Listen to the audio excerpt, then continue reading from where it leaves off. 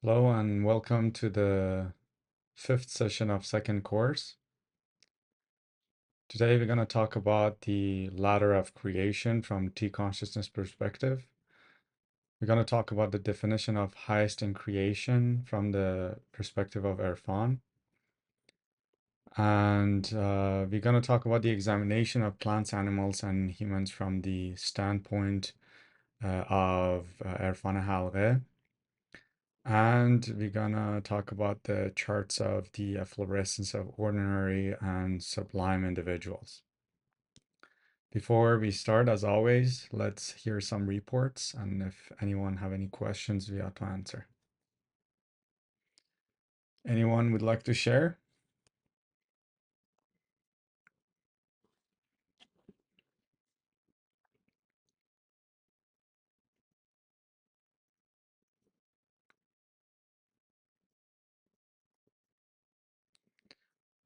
Any questions? I know that there are a lot of questions, people messaging me or expressing their interest to ask questions. So please take this time to ask questions if you have any before we start.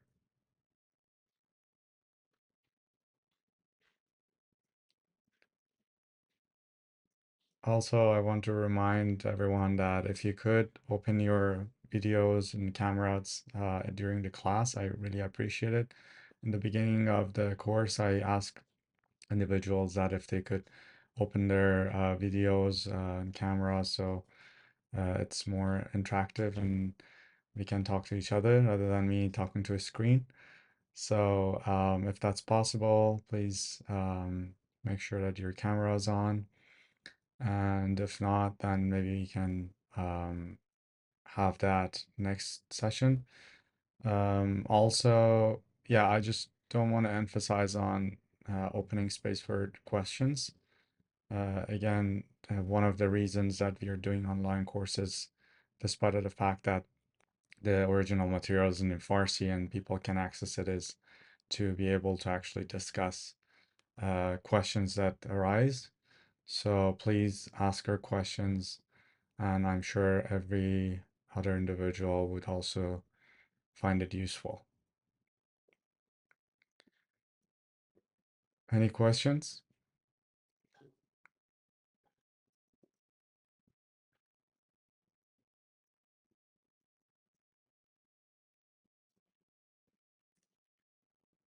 Everyone have my voice? Yes. Yeah. Okay, great. So I'm just gonna give it a few more seconds for questions.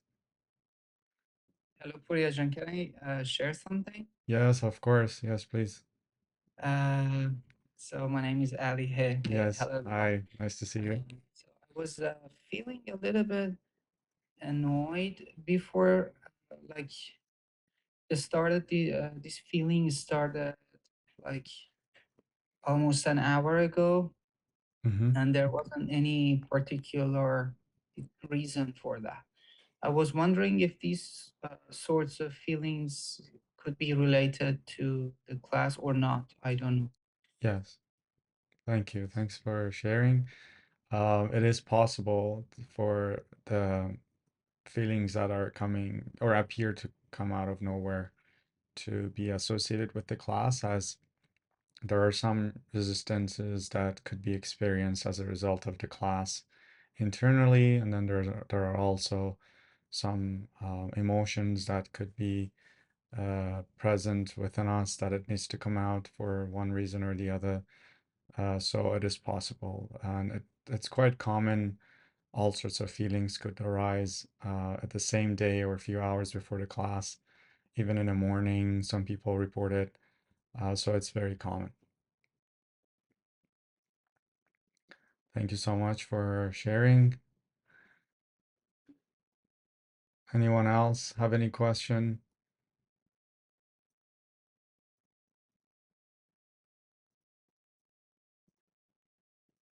No questions.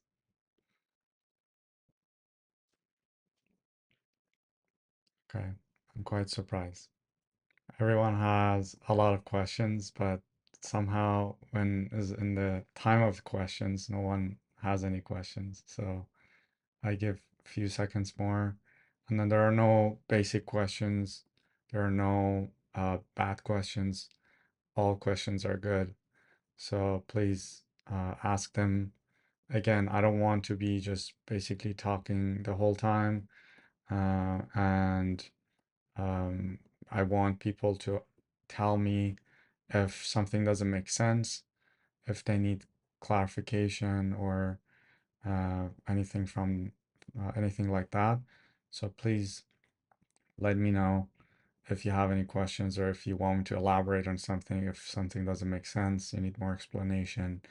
If I go too fast over something, again, the content of the class uh, is determined by Dr. Tari himself, and I'm using the books and the notes that are verified, and I made sure that there are trustworthy source of the and the resources of the teachings. So um, some of them might, and like in general, when we open up a conversation, we might not address every aspects of it because they're very deep. You might introduce one and kind of explore a little bit about it, and then after in future sessions or future courses, we delve deeper into those discussions. But if something needs to be addressed right away, or if you discuss something that it was too fast for you or didn't click, don't hesitate to ask. Again, for me, I've been teaching this for years. Things make sense, obviously. For some people that took the course multiple times during past years, we have a couple of people I seen in participant that they went through the course many times. I'm sure if you talk to them, they always say like they catch something new that wasn't registering in such a way.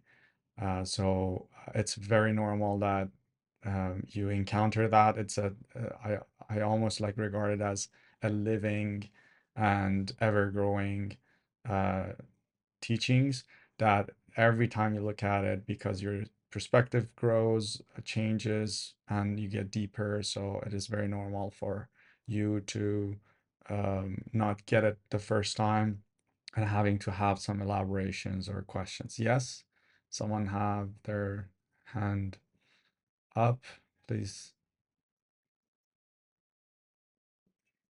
Hi there. Hi. Hi, this is Taheri. I have some, I have a general question. Okay. It really doesn't have anything to do with any specific lesson. It's just a general question. Okay. I mean, the goal of Erfan is to get to unity, correct? It's achieving Kamal. It's, yeah, yeah, Unity, one of them. Yeah, unity is one of unity is one aspects of Kamal. Yeah, right. Okay. Now, I wonder, where does personal boundaries belong in this? right. Is a great Because question. we're still human beings living on this earth, Yes. even though it's a virtual thing, Yes. but we're still here. So, like, we don't want to end up. I've seen at least one person. I think she's going the wrong way. She thinks that that's how it comes through to me. That to just lose yourself, and then it's like making yourself the doormat, basically. You Right. know. Right. So the question, I don't know whether my question is clear or not. Yeah, it's super clear. Yeah. I I exactly know what you mean. So um uh, Like you so got to draw the line. yeah, I yeah. mean, I'll address it, and then I think it would address your concerns. I exactly know what you're talking about. okay. Yeah. So I'm gonna actually repeat the question because I don't wanna, and also I appreciate if you mute your mic so I don't have background noises if you're done with your question. Thank you. So I'm gonna repeat the question because every question I'm gonna repeat from now on because Malajan actually gave a great idea because the discussions could be used, but we don't want to use people's voices or expose any identity as such. So she actually told me that, oh, someone else. Okay, I'm just gonna mute it.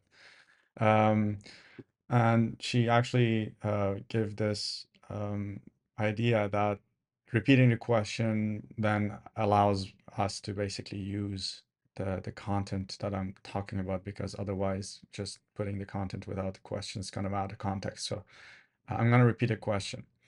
So she's asking, I got a question here that she's asking. We are talking about unity in Erfan, and that might kind of conflict with putting that unity in perspective or in practice. That might conflict with um, drawing boundaries or standing for your ground in some cases, because some individuals have the idea of the unity would be losing yourself completely, and that might result in some cases in this duality world to become a, as she calls it, a doormat, and allowing people to walk over your boundaries or yourself as a result. And I guess she's asking what would be the standpoint of Erfan in this case, based on all the discussions that we have. It's a great question, and uh, it's very valuable to have these type of questions. So please ask more of these if you have. So there are some ideas that we discuss in Erfan that we are talking about a quality experience, a elevation of a quality of this state, the individual's state toward someone, toward something, whether that's a natural law, whether that's God, whether that's other people themselves. And that unity, or being united with everyone, or being in peace with everyone, doesn't directly means that we should allow everyone to do whatever they want to us because we are in unity with them, because we are in Erfan, and or we are aiming for peace and unity with people. In fact, we are living in a duality world, and we discussed before that our existence has two parts. It has the actuality of existence and the truth of existence. It has the what is actualized and the truth. So some of the qualities that we're talking about is the quality that we want to go about the scenario. So for example, if something is challenging us in an unjust way, then we need to draw a boundary. We will draw a boundary, but instead of developing a hatred, developing a negative state toward that person, or allowing that scenario or situation or that person to puts us in a negative state, we are able to use the connections, the halghehs, the ittisal, to remain in a positive state while we are expressing our boundaries. If someone tell us something that is not fair or just, or it pushes us to accept something that is not true, or else there would be consequences from their end, well, that's not just, and we can't go against our truth. You know, we can't just be manipulated by people to agree with what they believe the truth is. So in those cases, we need to draw boundaries, and when we draw boundaries, we're gonna basically be judged in a lot of ways, or we might come out in a certain way that people perceives us not in harmony with people, or not in unity, or not be aligned with the path of or values of Irfan. And the reason is that some people confuse some values in Irfan with each other. For example, if they think like you're in peace, then you must be submissive. Those are totally different things. Someone can be in complete peace and standing in front of their enemy. And when I say enemy, I'm just talking about a hypothetical scenario. Let's say it's a war, you're in front of your enemy, or let's say you're in a court and you're in front of your enemy. You can stand firmly against whatever they're standing, because they're standing in the right side of the scenario. And one person know that they're standing in the right side, they can stay firmly, and they need to actually stand quite firmly, and that might come out uh, not compassionate, that might come out cold, that might come out not Erfanic, so that might come out not in peace or antagonistic. But these are qualities that actually we can't know of someone. Like if someone stands in front of us very firmly about what they believe that they're what they believe it's true, um, and let's say it is true objectively, then the other person that is being negatively impacted would project all sorts of negative attributes to the other side, because there's one way, either they're wrong or the other person's wrong. And because you know, they both cannot be right, then one person that they're on the wrong side really puts their aim to make the other side wrong, and then they use any effort to do so. And then that sometimes becomes in a way that using your terminology, intimidating you with certain values and using certain qualities that they learned, let's say in Erfan, to basically use it against person, asking them to be submissive. So essentially, what they expect, and what I'm saying they, I'm referring to people that they got some of the qualities of Erfanic path wrong, is that a person in peace, in harmony, seeing the face of beloved in everyone, and not be antagonistic with someone, being unity oriented. It's someone that is submissive, someone that everyone can do whatever they want to them, and then they would not say a thing. They would not have boundary, and even if they draw a boundary, everyone's like, "Where is your peace? Where is your harmony? Where is your Kamal orientation?" So these are very common. So here, I just want to remind that we talk about Rend, and Rend is someone that sees the actuality of existence and truth of existence. As long as someone has an understanding of the natural laws and the values we discussed deeply in Irfan, they will understand that in some scenarios you need to be firm with your stance. And that might come out for other people's a lot of different ways, and they can tag it as they want. But the important factor in Irfan is that while that person is standing in that ground, they remain in a positive state. They do not develop any negative potential energy. They don't go to negative state. They don't look at them with hatred. They don't uh, emit any negativity consciousness. So that's the important part. As long as that's the case, then they know if the ground that they're standing is true, then there is no, it's possible a lot of things to be uh, said to the individuals because the perceptions of the parties are different. But one thing that I want to tell you is my own experience is that, and I really got to this conclusion, it's about dogma, for example. When you stand really strongly about an idea, then that's very intimidating for other people. That doesn't matter what that idea is. And even if it's scientific, um, if someone stands strongly with an idea, for other people that they don't, they look dogmatic.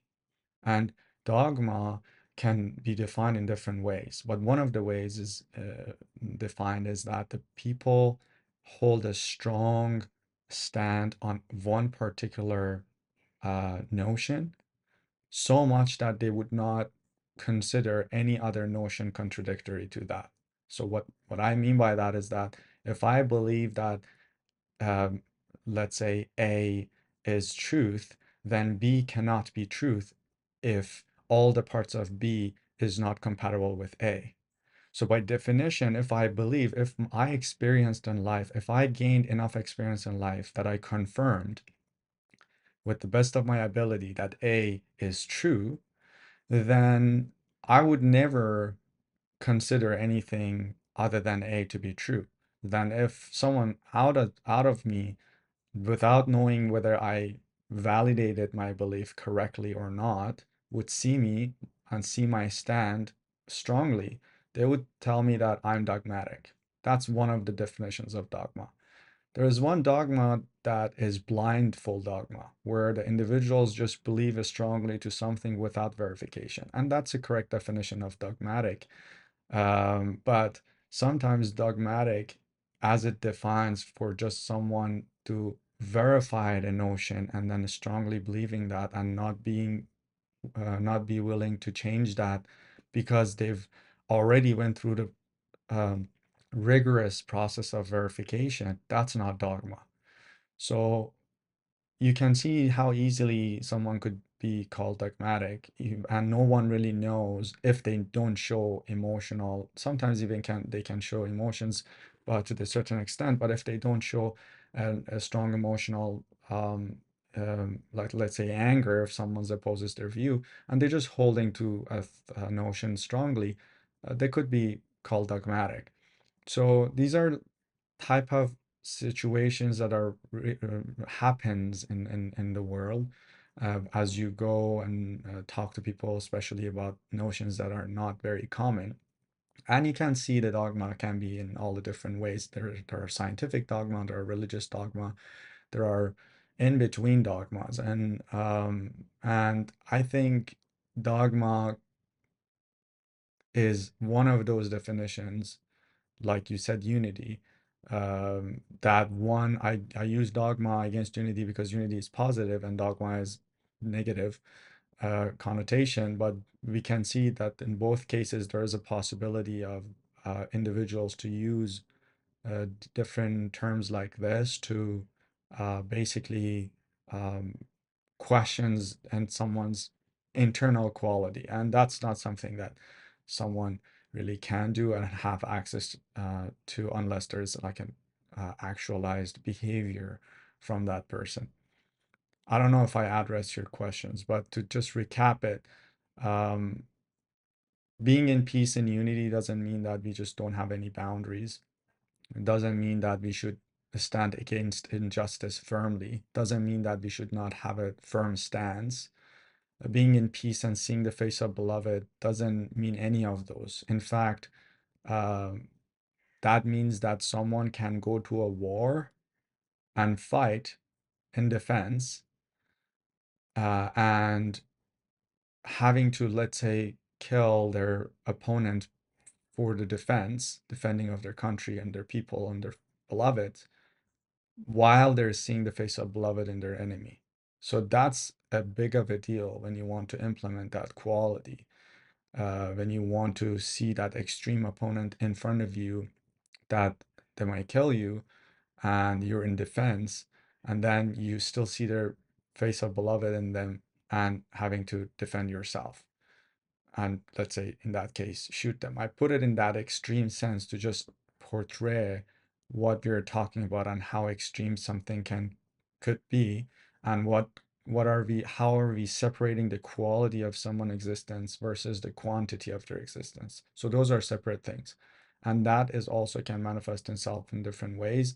We can see individuals that sometimes they need to look angry or stand really strongly and firmly, but in their heart, they might actually be completely in peace or, in fact, in love. So that's the quality that we are seeking. Because, like, let's say, like a mother wants to educate or basically teach their child something. Sometimes they need to be very firm and very direct and intense sometimes, but never they hate intrinsically their child. They actually love them in that moment, but they need to make that boundary or that give that training or that um, awareness through some firm stance. And these things needs to be really separated.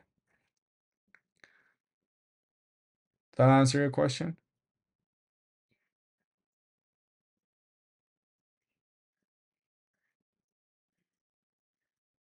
Does anywhere, like in the lessons, would it touch upon this of boundaries and all that? Well, you mean like more that I explain, or like more than, yeah, Like more than what specifically, what are you thinking? Like what more do you need to be discussed? Like specifically? that was actually a lot of discussion. Uh, no, that's okay. It's forget it. Yeah. No, like, but if you want me to elaborate on something, I can explain more and deeper. But essentially, we want to focus on the qualities that it's Kamal oriented, right? That's the simplified version of what I just explained. If we focus on ourselves and natural laws and figure out what type of state of being is the most harmonious way of being, and focus on having that, then once we are applying that, once we are embodying that quality, then the rest of it becomes very simple, and the rest of the situation becomes a challenge to how to implement those qualities. But once we know the qualities, at any moment we know how to apply it. And remember, when you want to apply it, we want to use the halghehs. And if there are things that you feel, or states or situations that you feel you're not equipped with a specific halgheh, because we haven't got to that halgheh yet, and you will get to that, and we will have enough halghehs to actually have full control of our inner world, going through the day-to-day life in various situations and circumstances, that we would be untouchable, or aim toward being untouchable in terms of emotionally, mentally, even physically. So we want to aim that, or like on an emission level even. So we want to be untouchable in all those aspects. And once we are untouchable, and once we know that once we understand the natural laws, once we know we are standing in the right ground, and we don't actually have any benevolent intention to manipulate someone, or to take advantage of someone, or to go to embody negative attributes, then we're standing good. Like, we don't need to overcomplicate the situations. It's very simple. As long as we're in a positive state, as long as we focus on integrating the values, Erfanic values, that are harmonious with natural laws, and we really integrate that to our day-to-day life within our quality, and we know that those qualities, what those qualities are, and how to stay in that state. That's our part. The rest of it is us informing other people, giving them awareness, and if they're open to receive it or not, that's their part. But it's very simple in a way. We want to remain in a positive state. That's the foundation we want to remain in. As simple as it gets. A positive state never should be compromised. And through that, we realize a lot of challenges. For example, facing an opponent, facing someone that is against us, as someone that tells us unjust words, and we need to defend ourselves or defend a notion. We do that in a positive state, not going to negative state, not be angry, not be intense. And again, if it's necessary sometimes to draw a boundary firmly, we do that even in a positive state. So internally, we are completely neutral. Externally, we might come out, if necessary, firm. Thank you so much. I think you gave plenty of explanation. Okay. It's just that I'm having difficulty concentrating, Right. paying Okay. attention. So that's on my part. Okay. That's No worries. what No I'm worries. You can difficult always with. go back to the recording. It's like the brain is going all over the place. Yeah, it's okay. There's a lot of discussions. It's okay. You can always go back to the recording and revisit them, and then, come up with more Yeah. questions. Yeah. Okay. No worries. Okay. Thank you so Right. Yeah. much. You're very welcome. Any other questions? Rujan, hi. Hi, Niajan. Welcome. Yes, it's a bit late. No, First of all, problem. I have to congratulate you for your job, for your Thank you so amazing much. accomplishment. Thank It you. was awesome, and So really you much. made everybody so proud. Thank you. Also, I arrived late, so I don't know what our friend's question exactly was. I was trying to understand from your answer. But also, this is second semester, isn't it? Yeah, it is, yes. Right. So, and I'm not sure if our friend, how far she's gone before. Is this the first round of classes? Yeah, I think it But- was the first round, yes. First round. Okay. And she was talking about how to basically implement all the positivity that No, you were it was about like drawing boundaries, and it was about like how some people think that being in Erfan and then being in peace and unity would basically imply that letting people walk over, your boundaries or things like that. And I was basically explaining that. Right. I was just gonna say that throughout the classes with all the holidays that you will be giving, a lot Will of be these kind of receiving. conflicts will be, Yeah, for sure. it will be all by themselves will be sort of resolved. Yes. A lot of people will have a lot of help. Yes, oh, for sure. Yeah, one of the organic part of the process in Erfan Halgheh program is the fact that through we discuss a lot of topics, and it might come overwhelming, but if you don't understand all of it or capture all the details, it doesn't I don't want to say it doesn't matter, but I want to say that don't let that overwhelm you, because essentially by receiving the halve, that would be basically elaborated, that would be kind of revealed internally, and then it would just clicks in. As long as you show your enthusiasm to understand the topics, use the halves, do the etisals, the connections, and you will get your answers internally and in many different forms that they come unique to each individual. Thank you so much. Is there anything else, Mina John, you want to add or say? No. All right. Thank you. Yeah, Yes. thank We you. will have a- Yeah, thank you. Anyone else have any question? I saw someone open their mic. I don't know if it was Hussein, Mr. Hussein. I don't know if you open your mic or anyone else, but if you have any question, again, I hear that people have questions from different ways, but I never hear people, no matter how many times I ask, um, people don't ask questions. And I know some people might be shy, or some questions might be personal, but if it's personal, write it to me personally. I might not answer immediately, but I'll try to get to it as soon as I can. If it's not personal, please ask the questions so everyone would use it, and it would be elaborated for you as well. Yes, I Sweetie, think, so I think we have a question in the chat box. In I the just chat wanna- box. Okay, great. That's the Yeah. one way to do it. Okay, all right. Riyadh. It's from me. This is Anuja.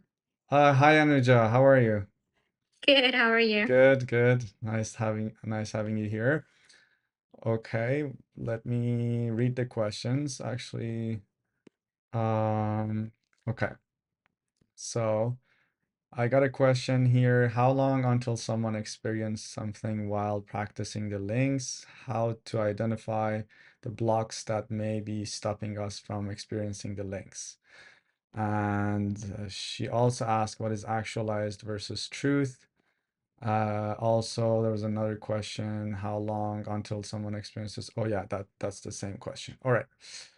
So how long? There is no really a timeline that someone would experience. For me personally, I didn't experience anything in terms of in the connection or in the halvez for some time. I started to have experiences after third course, because my mind was, going 100 miles a second all over the place. So I have a very analytical mind, and I want to understand everything. So, and I had a hard time just observing, and I was trying every little thing that it would come up. I would try to analyze it and understand it right away, and it had to be resolved immediately. So that kind of stopped me from really being an impartial observer. For me, that was something that didn't allow me, well, obviously, I didn't realize it at the time. I just didn't know why it's not working. But after, some time and going back and, remembering my state, and understanding the mechanism in which the Halgheh works and understanding more deeply about impartial observation and surrender, I realized that while I was not surrender and impartially observe, do an impartial observation. So that might be one of the reason. Also, at the time, I had depression, and again, as we discussed, the depression always doesn't show itself, and a lot of people actually deal with depression emission, and or a mental depression that they're not aware of, and that might also block their sensation of the Halgheh. But as we establish Halgheh's work, regardless of whether we feel them or not, we just need to be patient and continue experimenting with them. And the overall experience, maybe some patterns shifts, maybe the dreams change or the quality of sleep change or something, some shifts you experience. I personally was experiencing things, but I wasn't having sensations. Like my experiences would be, um, I had some muscle spasm issues that went away. Um, I developed lack of taste for cigarette that I loved always. So I basically quit cigarette with no substances or anything. I just developed and lack of taste for it. I just didn't like it anymore. Um, the quality of my sleep changed, the dream, and all those changed and just changed on its own by using the connections throughout weeks. And that was my experience. I knew some things there I wasn't experiencing. I remember I would watch Dr. Tari's videos, and people would give all sorts of reports that they see colors and hear noises and frequencies and have sensations of this and energy that. I didn't have anything until third course, where I was actually able to, for the first time, experience peace in my mind and silence in my mind. And then I started having experiences minimally. And then some major experiences I had was in the fifth and the fourth course. Although I had some experiences earlier in the fourth course, but they were more on an emotional level, in terms of like being able to remain calm in challenged circumstances. So that's my experience. I was not one of the people that would have immediately experiencing um, incredible things. So again, time wise, I don't know. It always differs with individuals. How to identify the blocks that may be stopping us from experiencing is to monitor ourselves during the Halgheh, whether our mind goes all over the place. Are we overthinking? Are we impartially observing? Are we surrender or not? Um, and do we have any signs of depression in any level, whether that is mental or other forms? Do we have mental blocks? Do we think that deep within we kind of think like this is impossible or not? Also, working with other people, doing fire harmony on them really helps to reprogram our subconscious, our logic filter, because by working on other people, despite of having any experience or fully believe in it or fully understanding it and receiving results or hearing reports from other people, it just by that process, we will our subconscious becomes more it softens basically, and you're able to have a better foundation to receive awarenesses, revelations, or have feelings and sensations. And also, yeah, I just want to emphasize that third course, it really helps us with that. You ask what is actualized versus truth. That's something we discussed in first course, which is basically actuality of existence is what occurred. There are the events that actualized, and the truth is actually the philosophy behind it, the quality behind it, the howness, whyness, and whatness of that occurrence. So when we're talking about actuality of existence and truth of existence, we're talking about the quantity of its existence and quality of its versus quality of its existence. So actualize is like you can see it, something is it's an event, it occurred, it happened, you can measure it, you can talk about it, you can express it, whether that's by five senses or by technological means. When we talk about the truth of existence, it's basically the quality behind it, how it happened, why it happened, and what is it that happened on its quality nature, qualitative nature. So I hope that answered your question. Did that answer your question? It did, yeah. Thanks for sharing your experience. Yeah, of course. Yeah, my pleasure. Always. Yeah. Any other questions?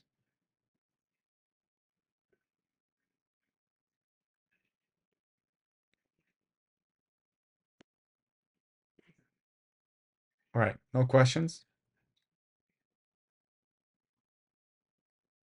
in any form, written or all right. I, Yes, please. I do have another question. Okay, there we go. Let's go. Okay. I'm just trying to find the. Okay. I guess one of the principles of existence is not to have reverence for existence, not to kill anything, not to do stuff like that. Reverence. Okay. How do you define reverence? Reverence for life, basically for existence. How do you define it? Can you define it for me? Well, like walking on the ground, not to break the branches, Okay. unnecessarily, stuff like that. Okay. Having respect Okay. for all beings, all things. Yes. Yes. Now, how do we allow ourselves to test on animals and kill them? Right. I mean, For one the of the test. things in the last, Good question. Good I mean, question. it's a great thing that Mr. Taheri managed to produce evidence for the field of Such a great what do you question. call it? I Yeah, like your mind, by the way. Okay. thank you. Mine is almost like yours. I'm having difficulty with it. Okay. Yeah. So then how do we allow to kill the mice in the laboratory and cut them open? Yeah, and exactly. test on them? Yeah, I'm with you. I tell you in a moment. And it's interesting because you're the first person to actually ask this. And um, you know, um, I really like you asking these questions because some people feel shy to ask such questions so directly because somehow they think like it would be offensive or things like that. But we actually really appreciate such questions because we actually appreciate people to think deep about what we say and how it actually applies, and, not just like agreeing with it because it sounds, good or makes sense, but rather just go really deep and say like, okay, these individuals or the notions are talking about this, and if we apply it, you would see this and this and this, and these factors are become challenging in how we go about it, or how are we looking at it, that allowing ourselves, and which is really great because then when that resolved, you develop a deeper relationship with the situation. So I will repeat your question for the sake of video, and then I answer the question. I got a question here that based on some notions in Erfan, we need to have reverence and respect for all the aspects of existence. So how come we would allow ourselves to poison animals in the case of the research we presented in mice, and kill them, sacrifice them for the cause of the research? Or even she pointed out walking on grass or breaking a branch of a tree and etc. And that's a great question. an important aspects of this existence is the nature of existence, which is duality. In the duality of existence, everything is relative. And what that means is that essentially uh, you can't have something absolute, because absolute does not belong by definition in a duality world. So there is relative of everything in our world. And when we are dealing with relativity in by that definition, I'm not talking about Einstein relativity, obviously. With that relativity is what we are talking about is that when you want to really consider applying some of the principles, as you mentioned, like if we have a respect for every aspects of existence, how can we poison an animal and kill it and sacrifice it for a specific proof of deconsciousness, let's say, is that essentially it comes to what is the purpose of this creation? You know, you can also, a simple example that Dr. Taheri uses, that someone pick a flower and kill it and give it to someone that they love to show their love and affection. In one way, you can see that that person killed a plant that was living. But on another way, you can say that that plant, if it would just remain in nature, they would just basically die anyways. And it would just be a plant. It would always remain a rose until it just, gets bad and just dies and then decomposes underground. But when someone picks that rose, even though that is a sacrifice, then it gives it to someone else to show affection and love. It actually transformed that basic form of life to more elevated, sublime form of life, which is love. So the purpose, the creation of that rose wasn't just to be a rose. It was a manifestation of God for a purpose. And the purpose of existence we're establishing is, in fact, ishq. And if it's ishq, then anything that participates in the elevation of a creation toward that sublimity, then it's a great way to be sacrificed, whether that's a rose or even a human being. And the whole story of Jesus Christ is like that. He was the most beautiful manifestations in human being, and he got sacrificed for the human being's sins. And those sins are basically not being able to handle such a glory, not being able to, instead of breaking themselves, breaking the mirror in which is reflecting um, their negative attributes. So instead of breaking themselves and having the urge and enthusiasm to change in towards sublimity, they decided to break the mirror because it wasn't reflecting what they wanted to see. So anything in existence is created for a purpose. It's about defining what is that purpose. And if that purpose is Kamal, and one of the definitions of Kamal and manifestations of Kamal is the highest form of Ishq, which is in fact Rahmaniyat Ilahi, and the highest form of that, it would be combined with all the other attributes, is Kamal, then anything that serves that purpose is not basically disrespected. Not only has not been disrespected, but also actually lived much higher than any other form of that being. If a rose just got wilted and died on the ground, was never transformed to a form of expression of ishq and love.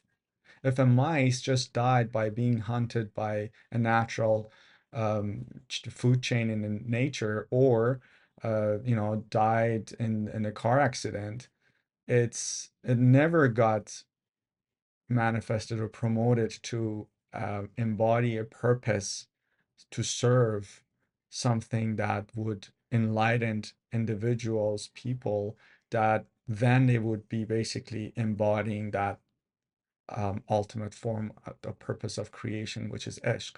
So it's all about this chain of events, that where does it lead? Where does it lead to?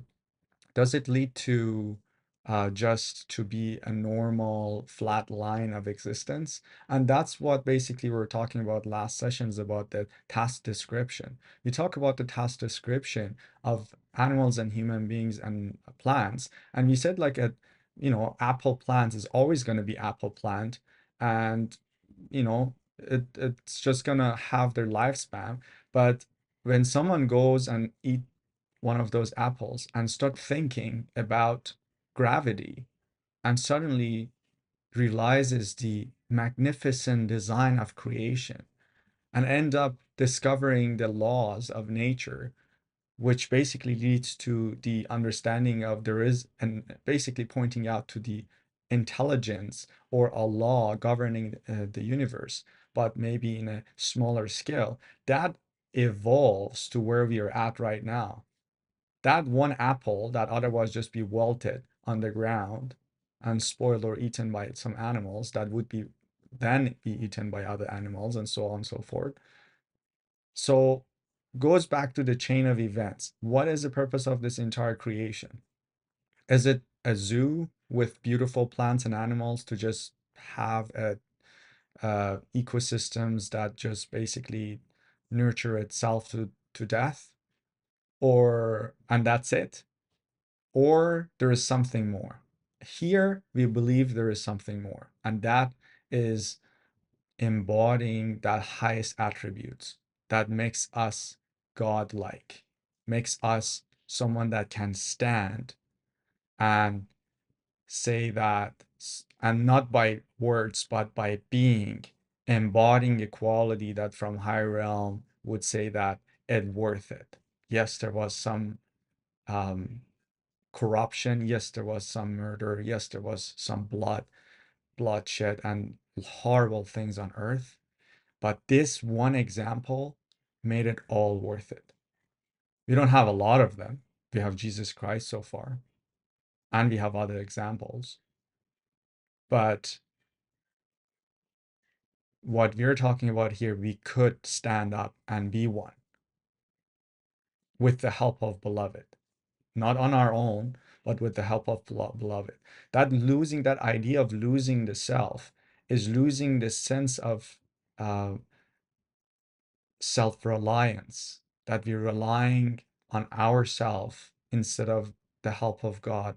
And by that reliance of the help of God, we're basically micro stepping toward losing the self, because we kind of evolve and then realize that we actually don't get credit for that evolution, even though that we get a little bit. But ultimately we actually don't get any credit, because it's gift that is given, and then we just get free of ourselves, and then we realize that we are gifted. Then we just get emptied more of ourselves, and the more we get empty, the more the beloved is present, to the level that we get completely uh annihilated.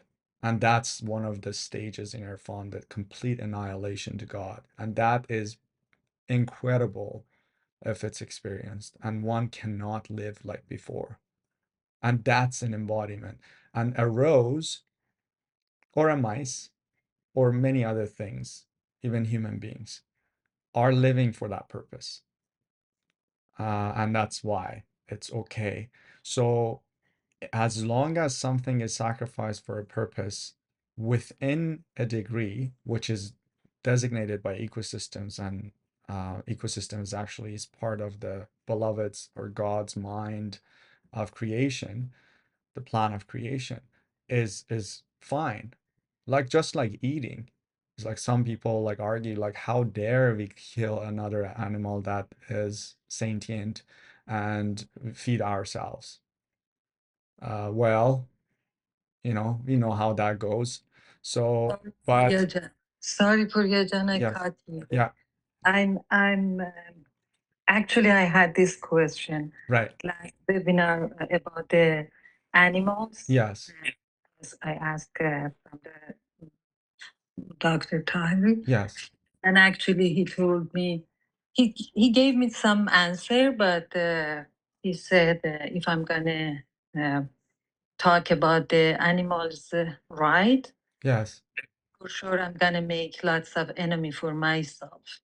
Right. The thing is, we cannot compare our life on animals to the flowers and the plant because they have a like a جان نباتی دارن. We don't. I know, there are a lot of arguments. I know where you're going with that argument. You know, I know, but I want to let you finish. And I want to let you finish with your questions and I will address it. And do you want me to continue? Yeah, please. Yeah. I'm just going to let you finish. Yes, please. Yeah. The things is because I'm agree with Dr. Taheri because he said, you know, we were born not to eat the meat and all these things and kill the animals because animals they have feelings same as us. They are mother. They Sorry. cry. So, They have. sorry. They have all these things. Sorry, but Dr. Tari doesn't say that. He doesn't say that. No.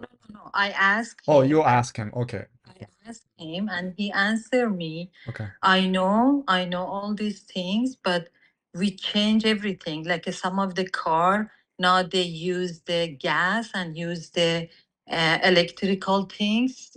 We Okay. change, our body change Right. to eat the animals product or whatever. that, mm, we change, but this doesn't mean it's okay, but we cannot control, we cannot stop to just for example eating animal or killing animals because he gave me the example of from China and population in China. They eat everything, and then if you watch the webinar, but in general, because I don't want to put him in that position to answer my question, Right. because it's difficult for him to Okay. in webinar to answer me. Okay. But in general, because me and my daughter, we are activists, we are Okay. actually we participate to all the movement they doing for the animals. One Right. time we went to the sanctuary, which is for the and for the Animal shelter, you're talking. yes, animal shelter. Yeah. We went there, and then when they send the animals to the gas room, they started yelling and screaming, and Yes, then that's yeah, of course yeah. the other one, they start crying the same as us, but Yes. the plant like roses, they have reaction when we cut them, but they don't have the feeling, the pain, or all these things. We feel it, and animals they feel it. Okay. I don't know how to explain it. I understand exactly what you're saying, and I will address it. I'm just waiting for you to feel complete. I don't want to cut you off. For this test, I'm sure Ustad Taheri, they have to, get the proof for all these things, but nothing, it's no way to just, tell them. And then, they have to. But in general, to be honest with you, we're not supposed to kill any animals, even Okay. for eating. Right. It's that's what you think. Pardon? That's what you think. I'm asking. That's what you think. Years I'm a vegan, Right. alive. Right. Yeah. Well, that's your choice. I can explain what the Erfan's stance is. You know, I respect your choice and I respect people's dedication and commitment to go so far to care about other living beings. And that is really admiring to its kind of intrinsic sense. But if I may, I can actually elaborate on the stance of Erfan Halgheh on this. You know, first of all, some of the facts that if you really, I'm just going to actually go a little bit back because I was talking about something and I want to just build up that thought to what we were discussing because of the video. So one thing, so the idea of like how dare we are to kill an animal to feed ourselves because essentially they're a living being, and why do we sacrifice an animal to feed ourselves? Evolutionary, biologically, if we didn't eat meat, this is a fact. We would not stay alive. We would not survive because we didn't have fridges, we didn't have transportation, we didn't have the means to plant or do gardening or farming. We were hunter-gatherers. And the first parts of human beings survive through hunting and gathering. And that means gathering seeds where they're available, and then hunting where there was winter. So by definition, we would not survive without meat. Also, a lot of the animals that don't have enzymes to digest meat, they didn't evolve to develop those enzymes like cows. So we can't assume that through evolution if we were like vegetarians and vegans, and then we just evolved to develop enzymes to basically digest meat. That's complicated and that's impossible from um, um, enzyme perspective. So that one aspects of it, but this is more science and evolutionary perspective, which is well known and is factual. But going back to Erfan's stance, uh, in Erfan perspective, this entire existence is created for human being and Adam. What that means is that everything in it is to serve us to find Kamal. So that means that whatever we do, if at the end we're gonna get to Kamal, it would justify um, the actions, and that's why by all means, and this might be really irritating for some people, because if you really think about it, this is very deep notion. We definitely like exactly saying that the actions don't matter. What matters is the conclusion, which basically is some of the very horrific stories of, let's say, Petrus, which he was like a torturer that actually became one of the disciples of Jesus, and Hor, which was one of the people that stand against Imam Hussein in the war, and then turned completely other way, and then actually fought beside him and died. So the idea of that a human being can go extremely evil, and I'm not talking about just killing some animal to feed themselves. I'm talking about uh, standing against the most beautiful form of existence, which is a human being almost embodying the closest to God, the highest levels of Kamal in the human being. That's the most glorious, beautiful creation on existence, the most aligned. And then someone is standing against to destroy it. I'm talking about even for that, there is mercy. And at the end of the day, for their action, there is an exception that if they turn, then they're not only forgiven, but also their sins turn to rewards uh, multiple times. And this is a fascinating notion. And just considering this, now coming back to a human being living on Earth, um, and I don't want to go to the details of even plants actually make noises, and you could say like cry or scream when you pick them. We just don't hear them because their frequency is different. There are some researches actually done like that, experiments like that, that they recorded that there are some activities that you could call it screaming because there's a certain frequency that is being basically resonated by these plants while they're being affected. Or recently they've discovered that trees have a network, they communicate to each other. and they give each other's news about the threats and dangers. So everything is living being. And here, in fact, we're going to talk about the ladder of creation. We haven't started the material yet. We're addressing questions. But here we talk about ladder of creation. Everything is living being. Everything. And how can we put qualities?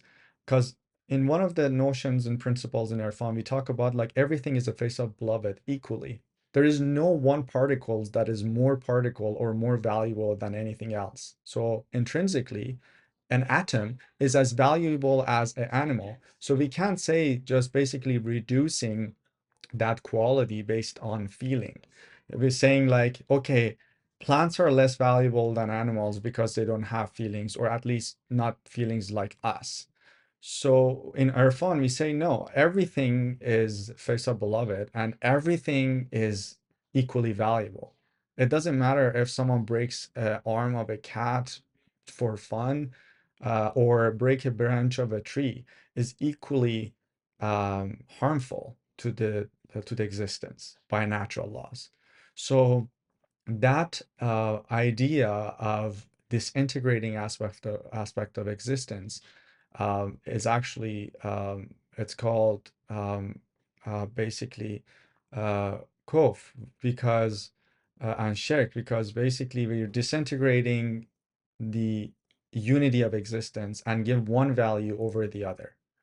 So that's a form of it. But coming back to the notion that why it is justified certain things like killing animals and feed ourselves is because we are the highest in creation because this creation is created for us to find Kamal. That's the only purpose.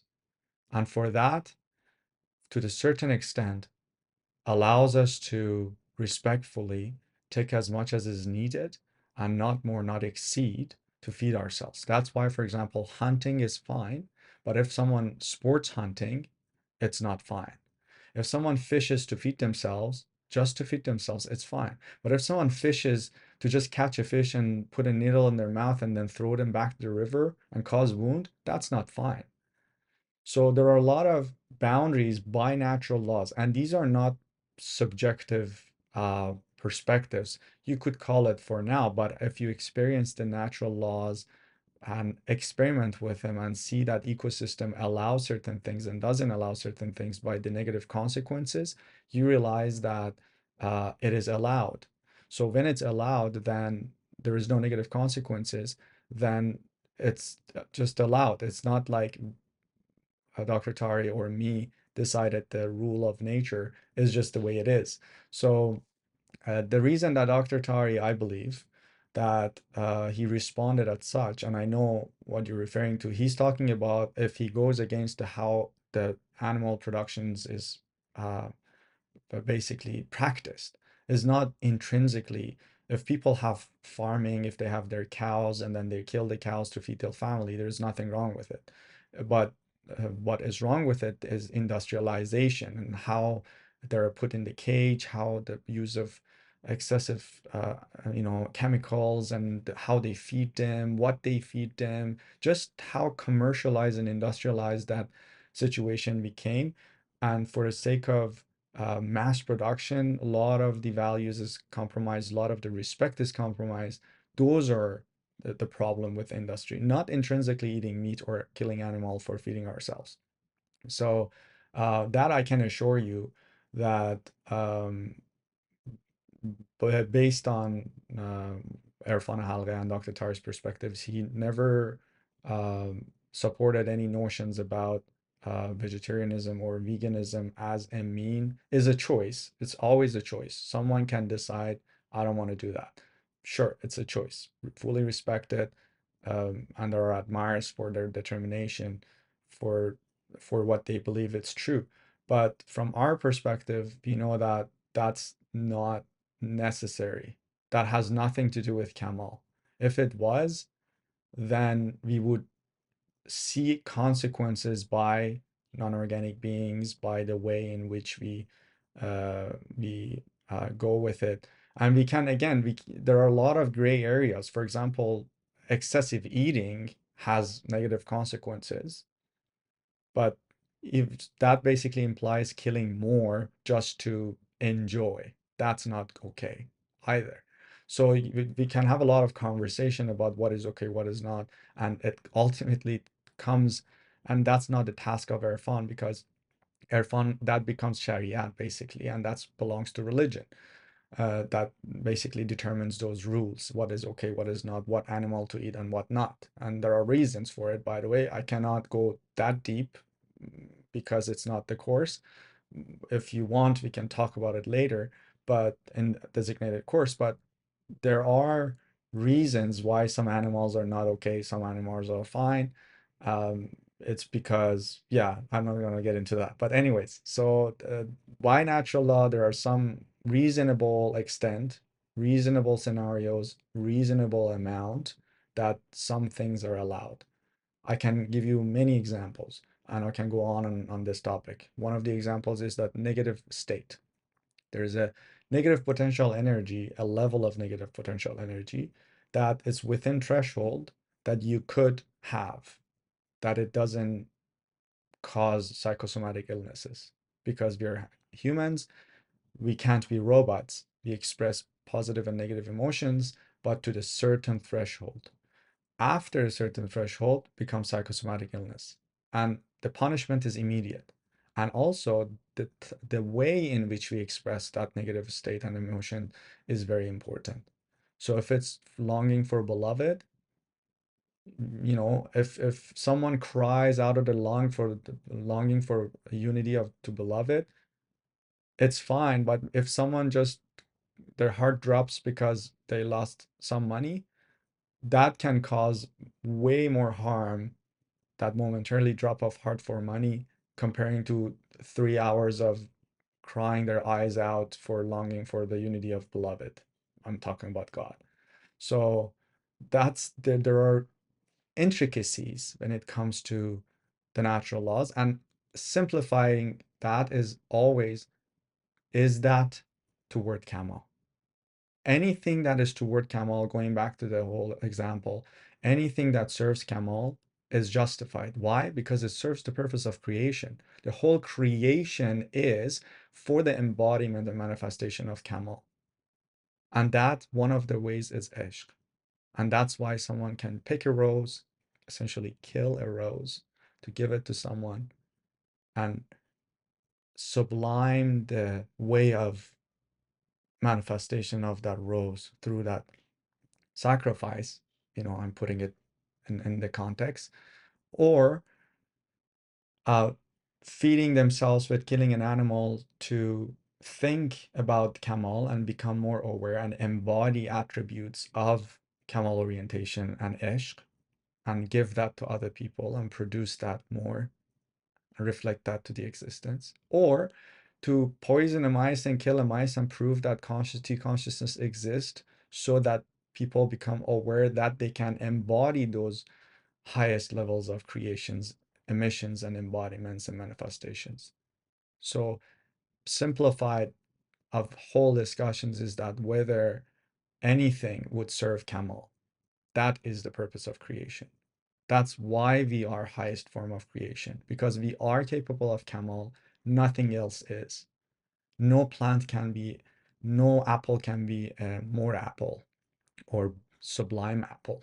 There's no such a thing as sublime apple. There's no such a thing as sublime rabbit or a mice or a lion. They're perfect as they are. They're in the form of Kamal. The only piece of creation that is not in their ultimate Kamal is human being. And because the purpose of creation is for that human being to find Kamal, because the journey has meaning, because there's free will, because we have an ability to understand ishq. And that's why we are completely separate from any living being. And that's why everything is created for us. And this is illusory. Remember, this is not truth. This doesn't exist. It's just a simulated game for the purpose of Kamal, that we're taking it sometimes not too seriously, or too seriously in some senses, or too maybe rigid, not serious, because it is serious. So as long as we are serving Kamal, a lot of things within certain extents that, again, there are a lot of subtleties. I don't want to just make it oversimplified, but as long as something serves Kamal, as long as it's serving the purpose of creation, as long as it respects the boundaries of natural laws, it's okay. And again, considering the fact that there are so much mercy by natural laws that a lot of people can be forgiven for their horrible actions, but their genuine return and uh, uh, their genuine shift toward alignments and Kamal and repentance, then their sins would be transformed to rewards and bounty, and it will be gift. Sorry, someone, I don't know if someone opened their mic accidentally or that was intended.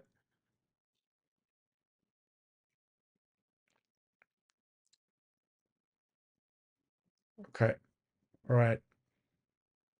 I think it was Mr. Hussein. Did you had a question? You open your mic. I'm not sure. Hello, no, it was an accident. Okay, Sorry. all right, all right, all good. Yeah. Anyone have any question?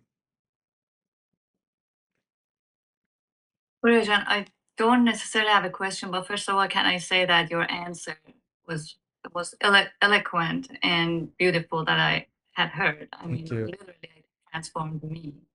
So thank you for that. Yeah, my pleasure. Thank you. Yeah. I mean, thank you for the question because it Yes, triggered absolutely. that answer.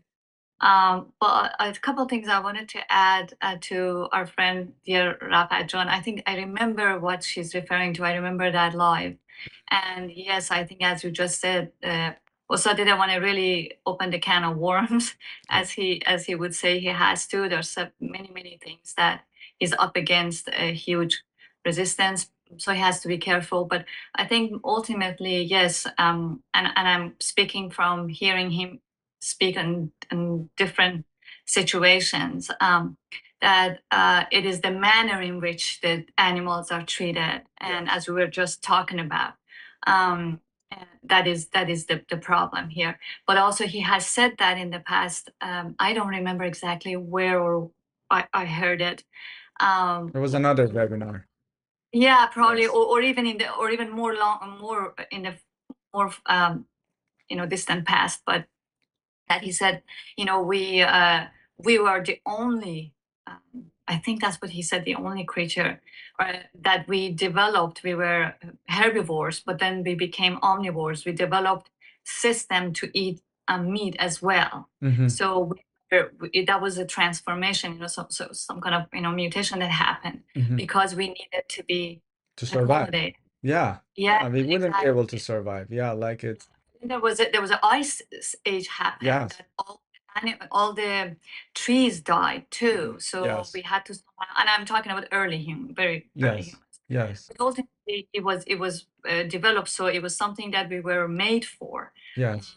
Again, it depends how we treat animals, why we And help how, them. like, even in the process of killing, I was, I was really moved by some of the indigenous people when they want to hunt, when they shoot the arrow, when they go above the dead animals, the body, how they, how respectful they go about that. But when they go above that, it's just they treating such a respect that was so touching for me to watch. Like it's almost like they pray. Like they regard it as a really high being, and it is just in that's the quality. That's one representation of seeing the face of God in that animal, understanding that uh, that was sacrifice. Not take it lightly as we are now. that we just shooting, and then kind of it becomes like a more power dynamic, that we are more powerful. We develop like deadly weapons with technology, and then we shoot an innocent animal, and then we claim superiority with that attitude. That's the problem. That is in violation of natural law, by the way.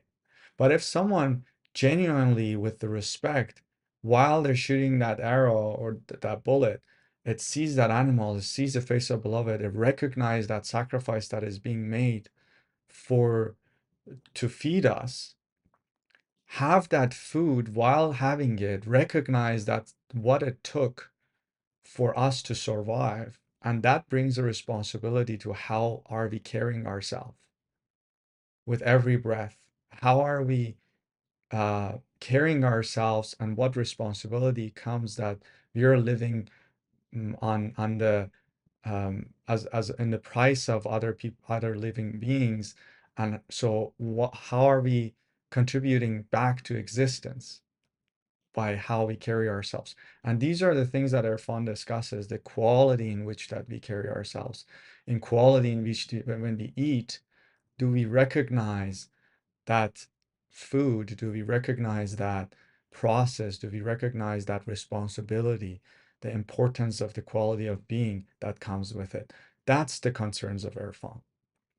Because people can, eat anything or not even eat anything and not really recognize and really embody those important qualities, that recognition, that responsibility, that quality and states of being.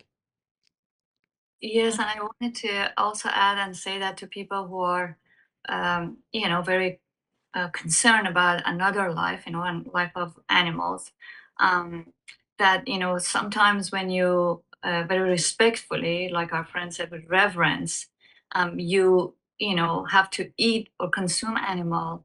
Either you hunt it yourself, which is nowadays doesn't happen as much, or we go and purchase it somewhere, and it's sort of become a sacred act when you give thanks to the life of that animal that is now becoming a part of your makeup. It's becoming part of you. I think that's huge, because you are basically thanking that animal to allow you to live. And then I think with having that in mind, we maybe helps us live a more mindful life, because we know another life was taken in order for us to take another breath. So I think all of that can become a sacred act. And one more thing, I was just gonna bring it up, which I'm sure you remember, and that Ustad says, really everything is here to serve humans' highest purpose, not Yes. just every day doing whatever we want, but the highest purpose.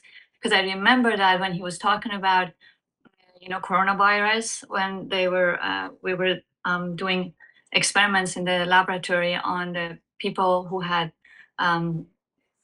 corona, who were sick, and COVID, and also the COVID virus. And he said that under the supervision of ecosystem, if you subject patient to the حلقه‌های فردرمانی حلقهs, the ecosystem will basically assess the fact that the virus is in the body of the human. So the human will take precedence, and therefore there's a big chance that the virus will be destroyed, so the human can live. But that very same virus outside of the human body in the petri dish would actually thrive. Yes. Because every part of this cosmos and this world is just as important as sacred to the entire existence, and Yes. to the the other realm. So I'm trying to say that even when it gets to, it's not, Ustad said, it's not that the virus is any less valuable than anything else. It's just that if it's in the human body, then human body has to survive. Yes. But if not. So I think that's a Under very certain condition. Yeah, for sure. Yeah, it is. Thanks for adding that. Yeah, it actually it comes to all this discussions right away is related to what we were discussing in the class, and that's why really asking to ask questions because we can address it in a very um, particular way that covers a lot in a more deeper way, and then we would go through the material, and then things would maybe become more clear. And so I always encourage discussions like that. It brings up a lot of valuable discussions and concerns people that might hold on to or not be resolved and not be sure about, let's say, what Dr. Taheri meant there, or how to go about it and how to make sense of it. But and again, like, when I'm standing here talking, a lot of individuals might think like I always been like this. And in fact, that's not true. I was vegetarian at some point. I explore with that idea. I poked with a lot of different ideas and experiences to explore it for myself. And when I when I talk about Irfan and how I that transformed me, um, it really came. I didn't just accept it right away the first day, and in fact, I did my due diligence in any way that I could possibly do to make sure that every notion that I'm hearing is it makes sense, and how it relates to other things, and how would be if it would be embodied. And but I also was very open to not understand everything right away, or not agree with everything right away. And if I had an objections to a notion, I would use the connections and kind of remain in that curiosity, using the connections, and really ask the halaqas to elaborate it for me. And ultimately, I can explain a lot of things, or you can read a lot of things, but ultimately the uniqueness of Erfan Halgheh, in fact, is the halaqas and the ittisals and the heartfelt confirmation and epiphanies and revelations that comes through the halaqas, and that is transformative, because we can argue on a step of logic or debate, or I may be able to convince one person or the other and one notion or the other, but that's not stable. And what is stable is someone experiencing it, and no matter what, that cannot be taken away, and that it becomes part of that person, and that is what is important. When we're talking about Erfan, a lot of individuals might say that I've been 10 years in Erfan, I've been 15 years in Erfan, I've been 5 years in Erfan, but ultimately that number doesn't mean anything. What matter is whether that quality is part of that person's living lifestyle, or that notion became part of someone's experience, and that stays no matter what the consequences are. No one can say otherwise. If someone experienced a bite of an apple, no matter what conditions or what threats they hear, they never can say apple doesn't exist.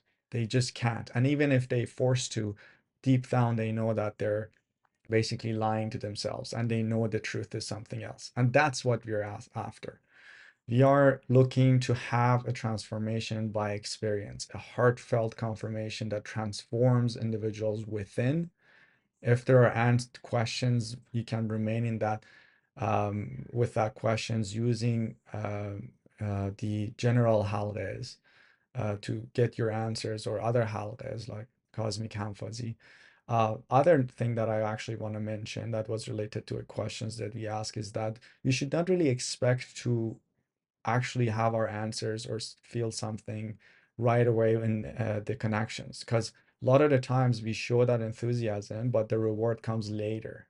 And that's why it's very important for us to always be aware and present and impartial observer and surrender at all times. And that's what that's one of the highest aims of our Fanalga, is to remain in that optimal state, because at any moment and time in our life, things can come. And if our mind or us are not ready, those rewards gonna just pass by and we would not receive it. So it's important for us to have that impartial observation and surrender in all times as we going through life and do our tasks. So if questions that we ask and we were enthusiastic and curious about, 2 weeks before, a month ago in the Halgheh, that we wanted to have an experience. When it comes while we're shopping or studying or driving, we are actually receiving it. And I have many experiences in the most random situations, like from literally walking to a stack of banana in Walmart to, just driving down the street or walking down the street. Um, I had incredible experiences in the most random places in the random times. And then often when people think about having a spiritual experience, they imagine themselves, sitting in a very specific positions straight beside an ocean while the birds are singing and the wind kind of passes by gently. And that's not the case in the real world. And that's not what you're aiming, because in this modern life, there are very limited amount of times that we could have those specific spaces. We want to be able to receive revelations, epiphanies, and information in any situations, even if you're basically in the middle of, let's say, argument with someone, or let's say in the traffic in the most busiest situation. So that's the name. Just want to remind that we kind of shift our perspective on what it means to receive revelations and epiphany. Thank you so much for all the great questions. I think it's the time to cover the material. So I'm just gonna move forward with that. If you have any questions, we will leave it at the end. So I make sure that I cover the material, and it is a shorter class. So um, let's talk about the first topic of tonight, which is the ladder of creation. And this notion is important because it also relates to what you were discussing in terms of how everything is interrelated, interconnected, how everything is actually a living being and conscious and have the consciousness, and how that actually connects to the notion that we are the highest in creation, we are that magnificent creation. And we do that through also an analysis on the inputs and outputs of each systems when it comes to the living beings, humans, animals, and plants. But before that, let's discuss the different ladder of creation. As you can see in the chart, there are different levels of T consciousness, and we talked about how each level has its own consciousness level itself. And then we talked about this before. We have the very, very fundamental vibration that creates the strings, and then the strings creates the quarks, and the quarks creates the subparticles and the atoms and molecules. So each of those layers have their own T consciousness and intelligence. So at the beginning, there was a super awareness or super consciousness that is the absolute T consciousness, or the T consciousness, the whole, that governs the entire existence. And that it basically goes through, converts or transforms to a reactor to the very first vibration. And that very first vibration creates the superstrings that it's very, very fundamental. So the first step of the consciousness in creation is the manifestations of that, the fundamental vibration, the elementary vibration. So that basically forms the T consciousness in that level. The condensation of, or the density that creates or created by this initial vibration, it basically causes the formation of electrons, protons, neutrons, positrons, and etc. And then after that, we have atoms and molecules. And I don't want to really go to the different levels of, subparticles and things like that. In physics, we could really discuss that. But, if you're interested, you can really study, because that's like basically like physics. But just to wrap it up, every level has its own T consciousness, to the atoms and the molecules, and the block of existence becomes those molecules that then, there's a matter and energy formation, and from the matter and energy, we have the secondary T consciousness stage, which is basically fundamental T consciousness stage. And you can see it, the fundamental vibration, and then we have the T consciousness of the groundwork that we are talking about. The T consciousness of the groundwork is basically that matter and energy that it's basically present. The T consciousness in the matter of energy obviously is much more complicated and sublime comparing to that foundational vibration, because it basically has a higher intelligence to how to bring them together, and that basically form different phases, which is like solid, liquid, gas, and rocks, and everything else. And then there's other levels which you will get into the formation of life, which basically something really new happens from very primitive form of life, like the enzymes. We have we have molecule chains, and suddenly we have DNA, which is incredible transformation when you think about it. That is basically leading to the life formation, and this fascinating process happens to a sub-DNA reactor, as Dr. Taheri introduces. And this life force that enters this sub-DNA reactor, it basically causes the formation of DNA and then all the living beings that is coming from them. So the sub-DNA reactor is basically takes that life force and then transforms it to a living cell's DNA. And this fundamental T consciousness and the intelligence in this level, which is the third stage of the ladder, it's the T consciousness of it's a life. And we have the T consciousness of the life. After that, which is the fourth stage, we have the instinctual intelligence or logic. And the T consciousness of the instinctual logic is where we see ants and animals have this way of knowing, this instinctual knowing how to gather the seeds, how to make their nests, how to live, basically, how to organize themselves. And it's incredible what they're capable of. And I don't think I really need to emphasize how incredible the nature is. So there are a lot of incredible things happening in the nature that basically we see that it requires an intelligence that ants doesn't get educated on how to live, and they just know how to be, or also the plants and all of the living beings like that, except human beings, that they need to be educated on, what is fire and how to avoid threats, or what is threat in nature and all that. So the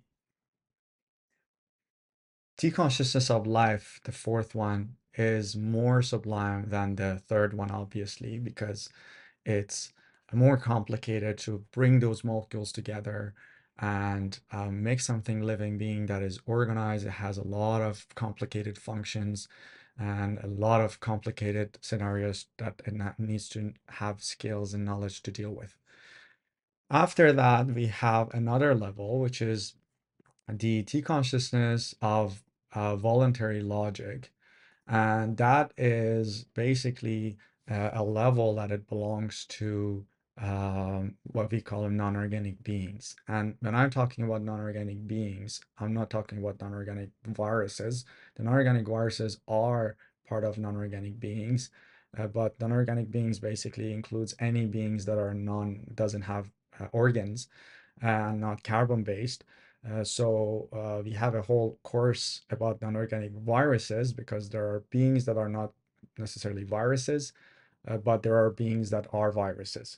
So in the fifth stage, which basically, as I said, is involuntary um, logic, and excuse the typo in the graph that it says voluntary. It's actually it is voluntary, but is it's non-instinctual. So the fifth T consciousness is a non-instinctual voluntary. So there's no typo. I just had to add this non-instinctual. So which means that basically it's a T consciousness that it has some free will, and it has the capability of logic, analysis, and assessment. And it's a step of logic that the non-organic beings are capable of. And that is kind of also there is a reference in Quran symbolically talking about God creating Adam, and angels kind of object to the creation of Adam and saying, why do you create such a being that causes so much corruption and bloodshed? Um, and that basically implies that the angels were capable of make an argument and actually use their logic to use their sense of things are logical or not. And the response of God was that I see something that you can't see. And what God was seeing was actually the capability of human being of ishq. And because the angels weren't able to comprehend and understand ishq, they were not able to actually see it. And that's why they actually objected to, and they didn't see anything coming out of the Adam's creation other than corruption and bloodshed. Now, non-organic beings, as I said, they have free will to a certain extent, and they have logics, and specifically non-organic viruses in that particular category, they also have a capability of logical process and argument, and we can have some experiences of that, observation of that in DeFi course, which we will talk about it later. And then the sixth level of the ladder of creation is it belongs to human being, which is the T consciousness of Ishq, and only human beings are capable of such an operation, and that makes us the highest in creation. Before that, no creation was capable of comprehending, understanding, and experiencing Ishq, and human beings are the only that is capable of such capability. There is a beautiful poetry that kind of refers to this notion that the skies couldn't uh, couldn't bear the trust, the gift, and the chance fell upon me, the crazy one, or the insane. And that insanity basically is showing the capability of human being of going insane in a sense of losing the self, which is an extreme levels of ishq. When someone is extreme ishq, they lose themselves. There's no signs of the self. And then from outside, that looks insane.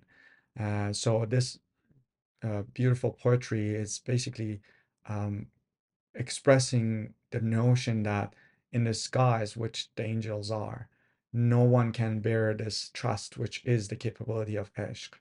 And the chance fell upon human beings, Adam, that is capable of ishq, which is basically using that insane one is basically implying that there is the capability of getting insane or fall in love so much that you go insane.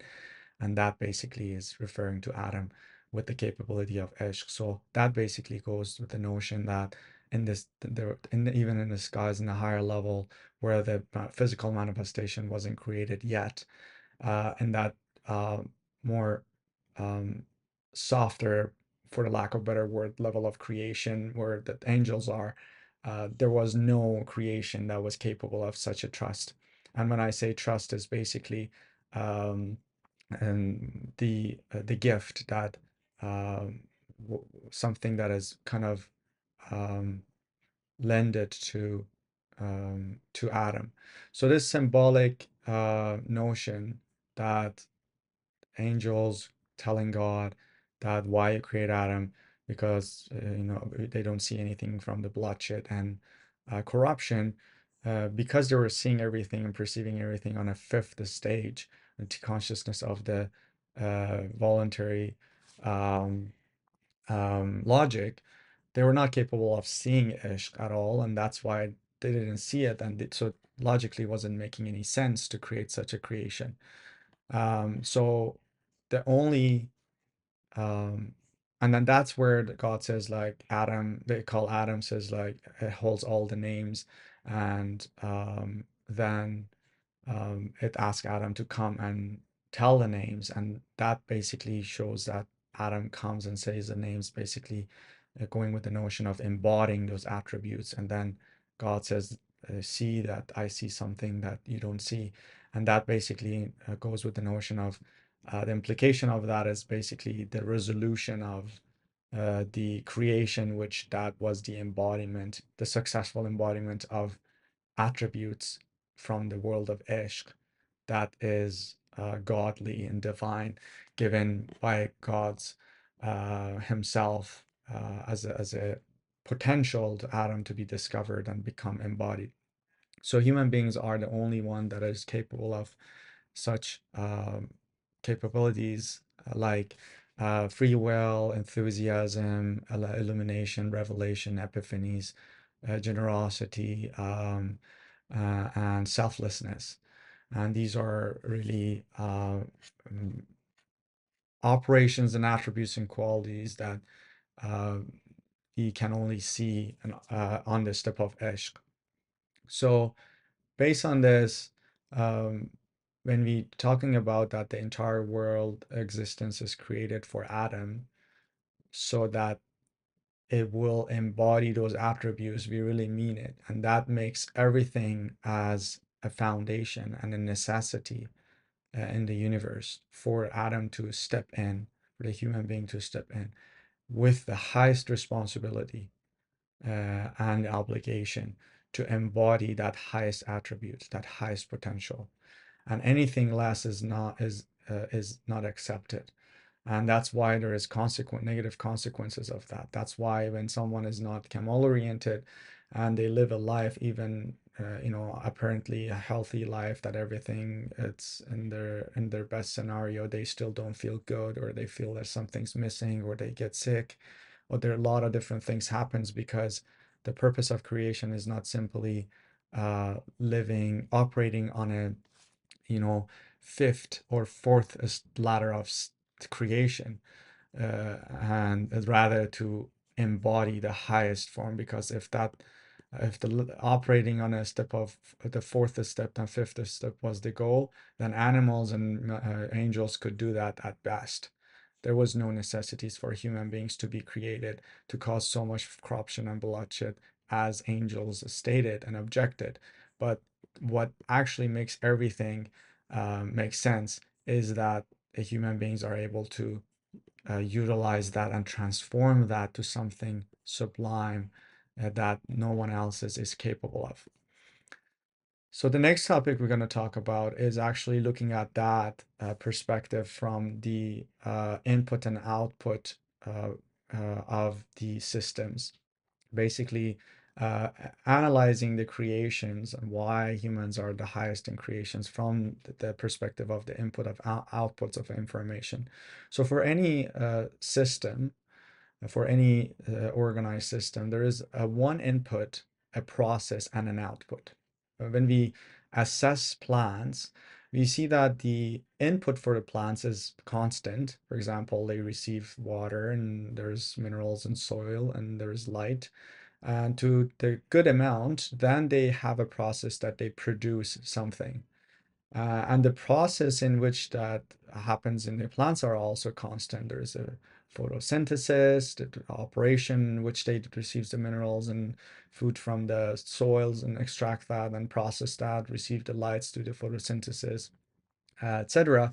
And then also the output is a constant, which basically, if it's an apple tree, it gives apple if all the inputs are meeting the needs of the process.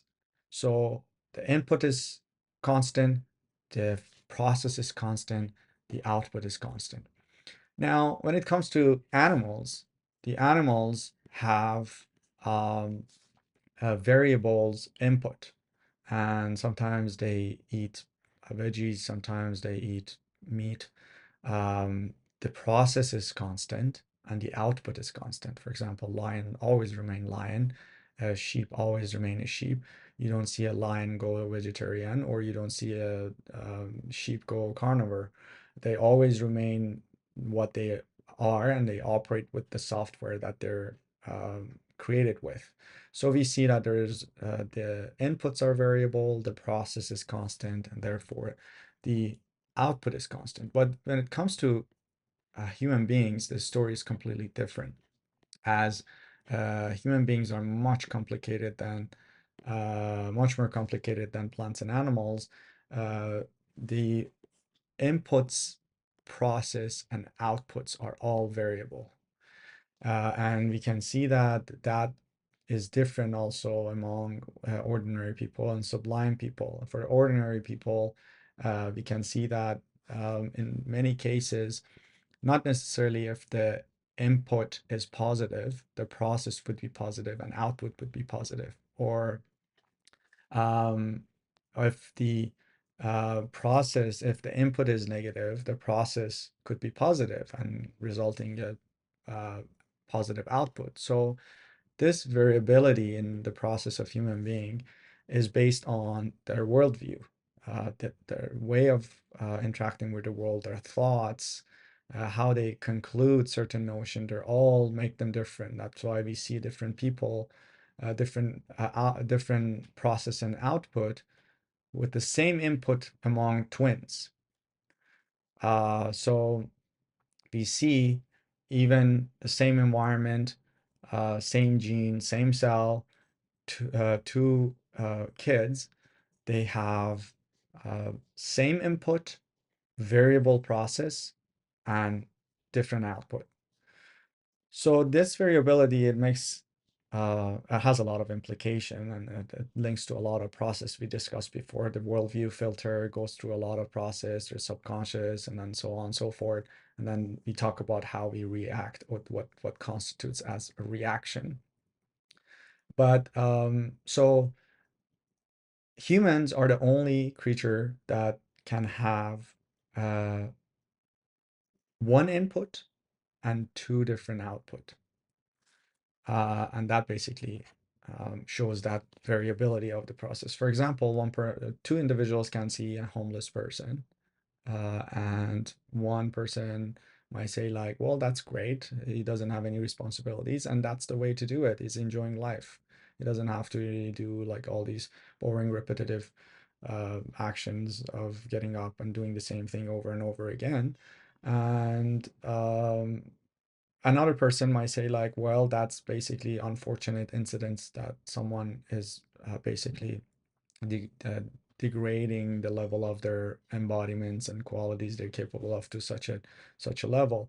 So if they're addicted, I mean, when I said homeless, I'm not talking about like healthy homeless. I meant more like an addicted person, and that led to homelessness. So with that addiction, let's say someone can regard that as a lesson to be more motivated to not fall for the substances. Someone could actually feel like that's the way to do it, or be attracted to such notion. So the input and output is completely different.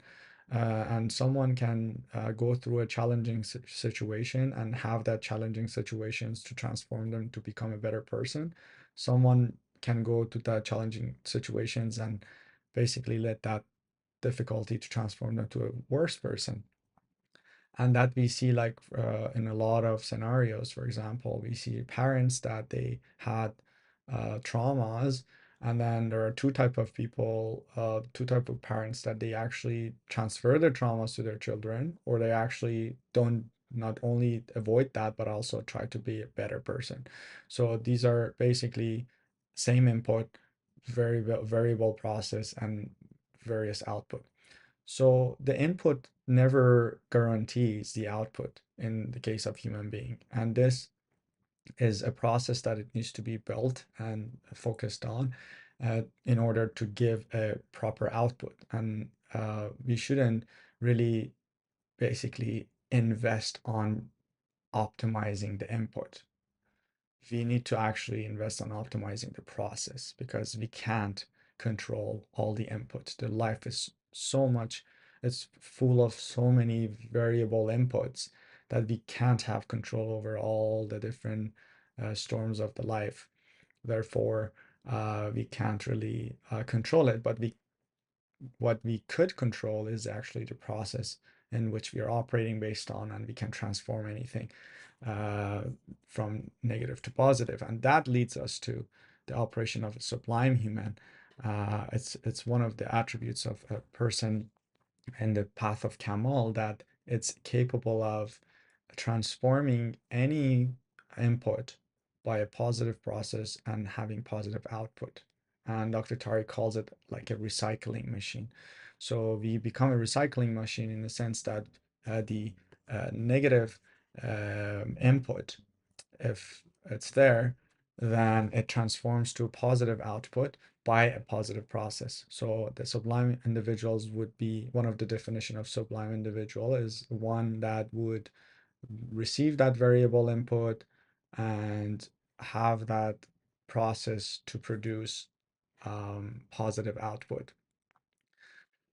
So this actually relates to the, if you remember, there was a coefficients of cellular entropy and how the negative states would basically affect our lifespan. Here, we look at it in a different way in terms of the graph that you see. We have the y-axis using showing the level of efflorescence, and in the x-axis we see the time. So what we see is basically a relationship between the level of efflorescence of someone in terms of Kamal orientation uh, throughout time. And then here we see that at the beginning, we're children, we don't have a lot of idea of how the world is, and our efflorescence is low. We go and we hit the mid-age, and um, if and this mental, psychological, physical states in time, it kind of increases as we age to the certain level. And after a certain level, if the person have developed an spiritual sublimity, then what happens is that instead of going down, which happens usually with the normal ordinary people, whereas the attributes, it gets evolved on a mental, psychological, physical level to their mid-age, and then from there it starts like descending and going down toward the childhood. And that's what we see when ordinary people where they didn't work on their spiritual sublimity. And then when we go to the care houses, for example, and interview some elderly people, when we ask them how you feel, they complain about how, let's say, their children doesn't give them enough attention, how they, need certain things, and they sound very needy, almost like a child. Sometimes they really pretend to have issues to get attention. So we see kind of like mentally, physically, and emotionally, they go back to more like a childhood. And that's in the case of lack of fluorescence on a spiritual sense when time goes by. But contrary to that, when the individual invests on the Kamal orientation, spiritual sublimity, not only they don't go down in their mid-age, but that actually, in their fluorescence, actually, it becomes a peak age. And that's what we see really in the case of prophets. We see that a lot of prophets, they actually got to the status of being a prophet around 40 years old. And that's basically indicates that that's the time of efflorescence, not going toward degeneration or atrophy or basically relapse of a mental, psychological, physical state toward childhood, but rather actually growing higher. yes, there would be some decline on a physical level, as you can see, even for the individual, that's normal. But on a mental and psych level, it's different. That's an efflorescence. That's why you can sit beside sublime individuals when they're very old, and then you can talk to them hours and hours and learn from their experience and enjoy their company, versus the ordinary people that they kind of there's not a lot they have to offer. They complain a lot. They sounding like going back to their child mode. But here, yes, there is an extent that the physical body goes toward entropy and then goes down, as we know. But the mind and psyche is different. It actually a fluorescence with the mid-age.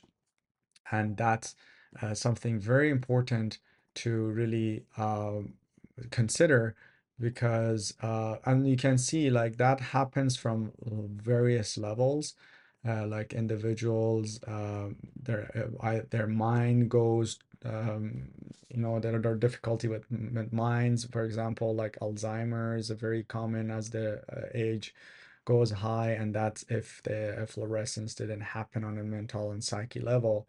Whereas for the people that they work on their spiritual journey and Kamal orientation, they actually have much more, as I said, like efflorescence in this higher end.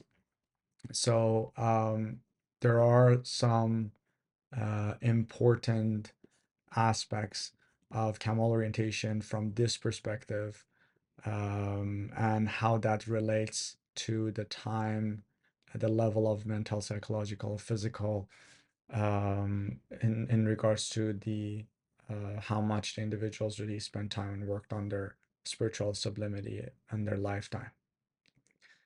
So with that, we covered all the theoretical topics of this session.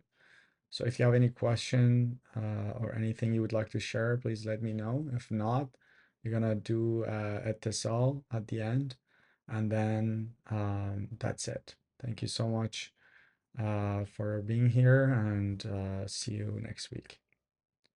So if you have any question, please let me know. Excuse me. Yes.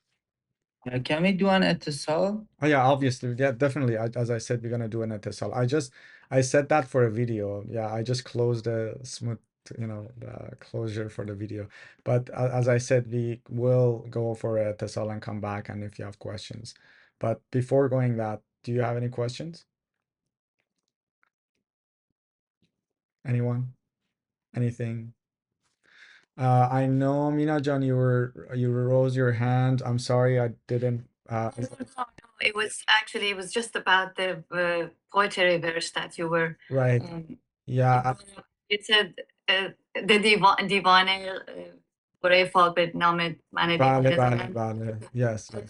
The part that said, well, which is right, which is definitely true, the selflessness. I've left myself, behind, and I'm sort of a madman. But I thought maybe it also has to do with the fact that I've left aql behind, because all the angels and the heavens, they're all like based on aql, and I've left aql behind, or the intellect. Yes, that's one way. Yeah, that's one part of that's one part of the self as well, is like the annihilation, is always come back to that possibility, capability of annihilation, at all the aspects, that annihilation of the complete self that basically leaves only the essence of God. But yeah, logic definitely part of it. That was it. Yeah, thank you. Yeah, sorry. No. Thank you for the recording. Yeah, I couldn't. Yeah, sorry. I noticed it, but and I couldn't write it too. Yeah. I apologize if No. No. sometimes I feel that this video is going to be uploaded, and